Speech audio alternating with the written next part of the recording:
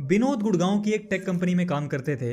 हाल ही में लेऑफ्स के कारण उनकी जॉब चली गई, लेकिन विनोद ने ऐसी सिचुएशन के लिए कोई फाइनेंशियल प्लानिंग नहीं की थी, जिसके कारण उनके पास रेंट और जरूरी बिल्स पे करने के पैसे नहीं थे। वो अपनी ईएमआई भी नहीं भर पा रहे थे। विनोद उन 75% इंडियंस में से है जिन्होंने सडन एक्सपेंसेस के लिए सेविंग नहीं की है। विनोद की प्रॉब्लम से आप समझ सकते हैं कि इमरजेंसी फंड बनाना कितना इंपॉर्टेंट है। तो नमस्कार दोस्तों, वेलकम टू द सीखो ऑफिशियल शो पर्सनल फाइनेंस ज्ञान। इस वीडियो में हम आपको बताएंगे कि इमरजेंसी फंड कैसे बनाते हैं और आपकी इनकम का इसमें कितना हिस्सा होना चाहिए। पहले हम समझ लेते हैं कि इमरजेंसी फंड के बेनिफिट्स क्या है। इमरजेंसी फंड के कई सारे बेनिफिट्स हैं। अगर आपको सडनली पैसे की जरूरत पड़ती है तो आपको किसी के आगे हाथ नहीं फैलाना पड़ेगा। इससे आप पर लोन का बोझ भी नहीं पड़ेगा। दूसरी तरफ अगर आपके पास इमरजेंसी फंड नहीं है तो आपको लोन लेना पड़ेगा। ऐसी सिचुएशन में आप ना तो पैसे बचा पाएंगे और ना ही इन्वेस्ट कर पाएंगे। तो सबसे पहला जो हमारा पॉइंट है वो है कि जो इमरजेंसी फंड है वो कितना होना चाहिए। इसको निकालने के लिए सबसे पहले तो आपको ये पता करना होगा कि आपका मंथली खर्चा कितना है। जैसे आपका रेंट, ग्रोसरीज, दवाइयाँ और भी सारे जरूरी खर्चे इसमें इंक्लूड करने।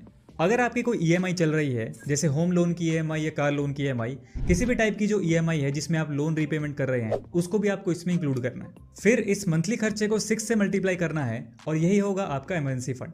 एग्जाम्पल के लिए मान लीजिए आपका टोटल मंथली खर्चा है 50,000 रुपये, तो इस हिसाब से आपका जो इमरजेंसी फंड है वो कम से कम 3 लाख रुपए का होना चाहिए। अब इसका मतलब क्या है, यानी मान लीजिए अगर किसी इंसान का मंथली खर्चा 50,000 रुपये आ रहा है तो उसके पास कम से कम 6 महीने तक की जो अमाउंट है उसके एक्सपेंसेस की, वो यहाँ पे उसके पास होनी चाहिए। और किसी कारण की वजह से उसकी यहाँ पे जॉब वगैरह चली जाती है तो उसके पास अपने मंथली एक्सपेंसेस का 6 महीने तक का अमाउंट सेव होना चाहिए, ताकि उसके ऊपर एकदम से कोई फाइनेंशियल बर्डन ना पड़े और जो भी उनके एक्सपेंसेस वगैरह हैं, जो ईएमआईज वगैरह हैं, वो भी वो टाइम पे कर पाए और वो इंसान इस टाइम पीरियड में बिना टेंशन लिए नई जॉब ढूंढ सकता है।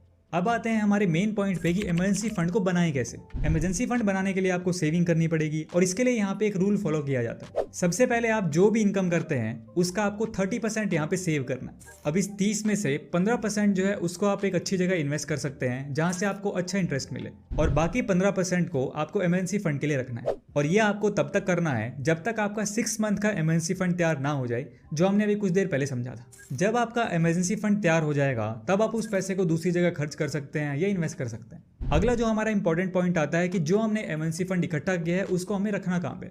इमरजेंसी फंड वाली अमाउंट को आपको ऐसी जगह रखना है जहां आपका कम से कम रिस्क। इसको आपको जो सेफ स्कीम्स मानी जाती हैं उसमें ही आपको रखना चाहिए। इमरजेंसी फंड का मतलब है कि आप ये पैसा अचानक आने वाली मुश्किलों के लिए बचाते हैं, इसीलिए आपको ये पैसा ऐसी जगह रखना है जहां ब्याज भले ही कम मिले, लेकिन जरूरत के वक्त बिना किसी झंझट के आपको अपना पैसा फटाफट मिल जाए। अब ऐसी जगह कौन सी हो सकती है? आप एक अलग सेविंग अकाउंट में अपना पैसा रख सकते हैं या एफडी करवा सकते हैं, या फिर आप लिक्विड म्यूचुअल फंड्स में इन्वेस्ट कर सकते हैं। लिक्विड म्यूचुअल फंड्स को तोड़ने पर पेनल्टी नहीं लगती। हालांकि लिक्विड म्यूचुअल फंड्स भी रिस्की हो सकते हैं, इसलिए सोच समझ कर ही आपको उसमें इन्वेस्ट